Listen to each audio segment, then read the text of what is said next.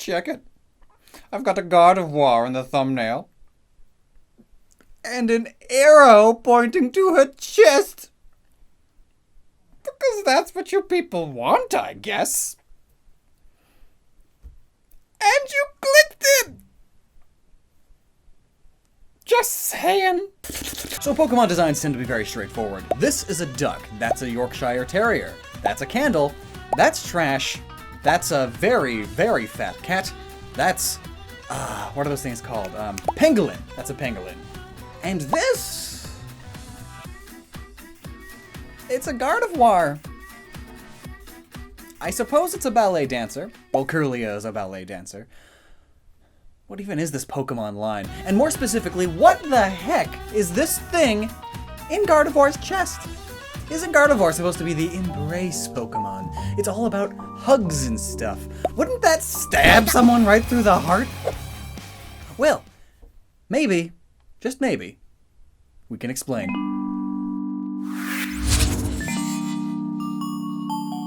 Imagine this cup is Noggin.net.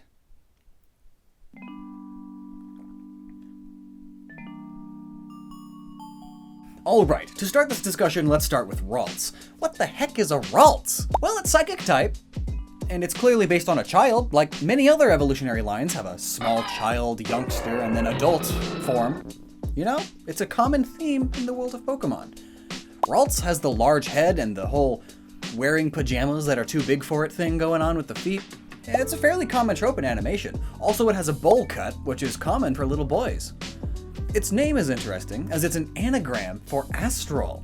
An anagram is when a word can have its letters rearranged and it makes another word. Astral, in this case, refers to astral projection, which is when you send your consciousness to the stars, which is commonly associated with psychics. And just to prove that this isn't a coincidence, even in other languages where the name is different, it's still an anagram for astral, tarsal, and trasla in French and German. And yes, its name is still Ralts in Japanese, which on top of being an anagram for astral, also comes from relate and waltz, being a type of dance. And you'll see how each evolution relates to dance soon. But relate comes from Ralts' heightened ability to feel the emotions of those around it, thanks to its heightened psychic power. Also note, the pink thing in this base evolution is up on its head, the larger part of it sticking out in the front, with the smaller part behind it, making a sort of banana shape. Similar to how Gardevoir gives others banana shapes. I'm so sorry, that was bad. Looking to Kirlia now, we see obvious inspirations from ballet, specifically the pose, especially the whole standing on the tips of its toes thing, as well as the tutu-looking tufts. This time, its name is the same in every language. Kirlia, which is a reference to Kirlian photography, an esoteric form of photography where you can see the psychic aura of people and objects. And note, its pink things now are still on the head, but there are two of them. They kind of remind me of hair clip things, perhaps holding together twin tails. Kirlia can then evolve into either Gardevoir or Gallade, depending on a number of factors. If the Kirlia is male and has a Dawnstone, it will evolve into Gallade. However, evolving a male or female Kirlia normally will result in a Gardevoir. It's a common misconception that it's just a male-female split, because it's not. You can have male Gardevoirs, which is to plenty of people's liking. Gardevoir also has the same name in almost every language, the exception this time being in Japanese, where the name is instead Sir Knight. Yes, Sir Knight. Sir, in this case, isn't referring to its sex. Rather, back in the olden days of antiquity, when you wished to call upon a knight, possibly due to a misdeed, a stolen sweet roll, or a stabbing, you would yell out, "Sir Knight!" and a knight or guard would come to your aid. Sir Knight at the time was more of a way of saying, "Come here, knight." But through association and time, due to the majority of knights being male, Sir soon came to mean manly men that do knightly things, or man of high authority. The Japanese tend to understand this context better, but realized that there would be a lot of confusion in the West, so they changed the name for us to Gardevoir. Gardevoir, though, still gets its name from guard, like the castle guard and all that. though the spelling of guard here makes it the French spelling of guard. Neat!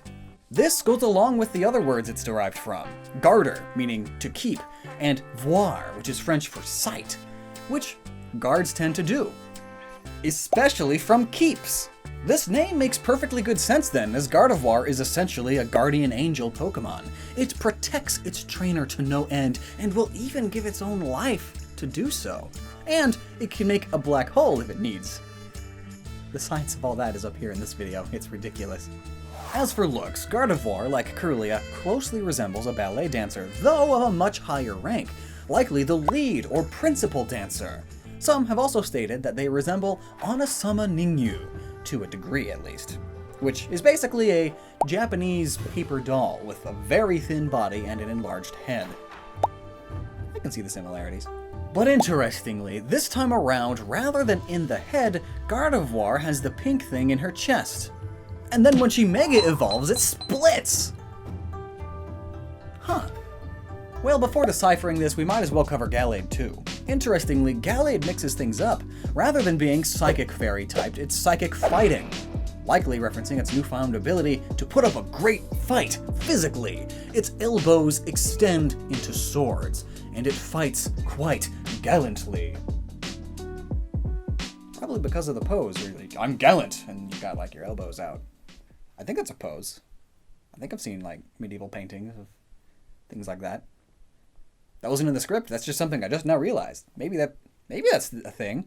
That'd be cool. Also, if you couldn't tell, there's part of the name origin. Gallant. Gallade. The aid comes from blade, since that's what it fights with. Also, just like Gardevoir, its name is the same or similar in most languages, but different in Japanese. As this time around in Japan, its name is Irirido, and I'm probably terribly butchering that. Irirido? Ryudo? Irirido? It also comes from blade, but also the word elbow and earl, which in the olden days of antiquity was a very prominent military leader. Yes. And further referencing its military origins and its swords, it has a head thing, and it somewhat resembles a Corinthian war helmet. Also, Gallade's stance resembles the en garde stance used by fencers. And Gallade's pink thing is also in its chest, but it seems to be reversed when compared to Gardevoir. Huh. And then when it Mega Evolves, it actually shrinks. Though now there is more pink on the sword arms too. So, huh. So now that you know what the Gardevoir line is, sort of, we can uncover what this pink thing is. How? Well, by looking at the Pokedex. Probably should have just done that from the start, but this video is more than just the spike thing. It's the whole what is Gardevoir video.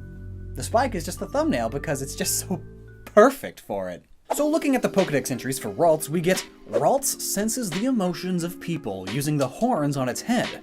It uses the horns on its head to sense human emotions. And if its horns capture the warm feelings of people or Pokemon, its body warms up slightly. Oh! So A, they're horns. Weirdest horns I've ever seen. And B, they are used to sense the emotions of people and Pokemon. Kinda like weird psychic antenna.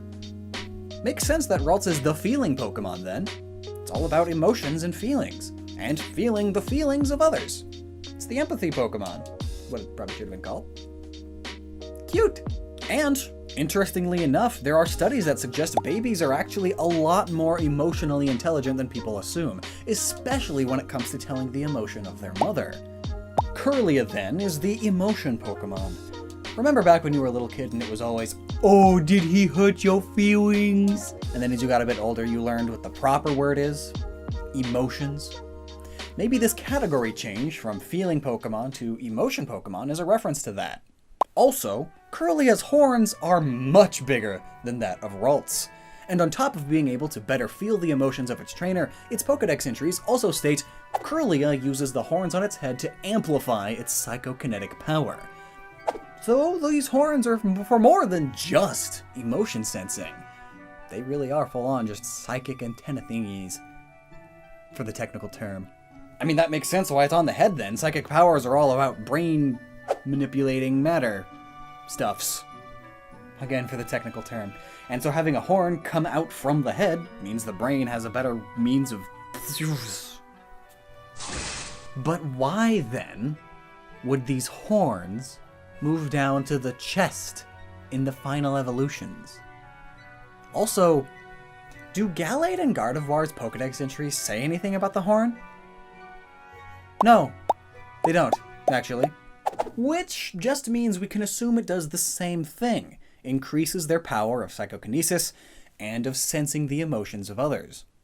Notably, Gardevoir being the embrace Pokemon, and the most loving and caring of all, it may have the spike in her heart due to the classic idea of your heart being where you feel emotions. Gardevoir has an even deeper connection with the emotions of others now, as she feels them right in his heart. Then, upon Mega Evolving, this power increases tremendously. Look at these horns now! Intense. Also note, they are in fact horns, and after all of my digging, I couldn't find a single instance of them ever bending or flopping. Which leads me to believe that yes, they are hard. So if you were to hug a Gardevoir, you would get stabbed in the chest. Likely the heart. Oh, so you could have your hearts connected. That's so sweet. The embrace Pokemon. Though when Gallade Mega evolves, the horn on its chest gets smaller, and its Pokedex entries are more so about how its combat abilities are great, as it knows what its opponent is thinking. So I'd guess that Gallade is less about the emotion sensing. I mean, after all, knowing the exact emotion your enemy is feeling as you strike them down with a sword to the face is a bit, it's probably not the best thing for your mental health. So it's much more so now about knowing the thoughts of the opponent. Perhaps the only reason it's in the chest to begin with is because Gallade is basically a specialized Gardevoir. That's just where the horn goes for the final form. But the heart connectivity with emotions and all is useless to it now. So, when it Mega evolves, it shrinks. It's needless. And note, now its blades are pink. Is this sharp, hard sword material stuff the same as the horn was? Does this mean that the horn on the rest of the evolutionary line can be as sharp and hard as a sword? Why would you want to embrace that? So, an emotion-sensing sword spike with mental antenna powers. That's what this thing is. Ouch. But I do want to ask one more question about this line, and it's everyone's favorite. What's with the whole, Gardevoir can still be a dude thing? It's not even, mostly female or anything. Most of the more feminine Pokemon are either entirely or mostly female, but Gardevoir's 50-50. Well, I'd actually argue that perhaps it wasn't intended to be as feminine as the fan base in the West made it out to be. I mean, let's look at Kirlia. Almost everyone assumes it's designed off of a little girl ballet dancer with twin tails, but considering all of the medieval, antique times noble origins, Kirlia reminds me a lot more of a young prince or a choir boy. I mean, little prince boys that are in ballet dances are often picked on for being super feminine, which of course there's nothing wrong with, but it is what it is. Kirlia's haircut even, it's just a longer He-Man's haircut. This style, which is also pretty similar to Gardevoir, is pretty common for stereotypical princes. I mean, think about all of the flamboyant princes in media. Even the Mii fighters in Smash Bros, the prince hat has this haircut, or at least something similar to it. Overall, I feel like this was the idea here, or at least a part of it. While Gallade is the prince that had a more military focus growing up in times of war, Gardevoir is the princess, or prince, that chose to stick with dance and a more pompous lifestyle of nobility. And now with all that explained, there is another important trait about Gardevoir, and that's just how heroic they are. Conveniently, my pal TrueGreen7 just posted a video all about heroic Pokemon, so be sure to check that out. And what do you think of this interpretation of Gardevoir and all them? Does it sound plausible? What are your thoughts? Let me know down below, and until next time, never stop using your noggin.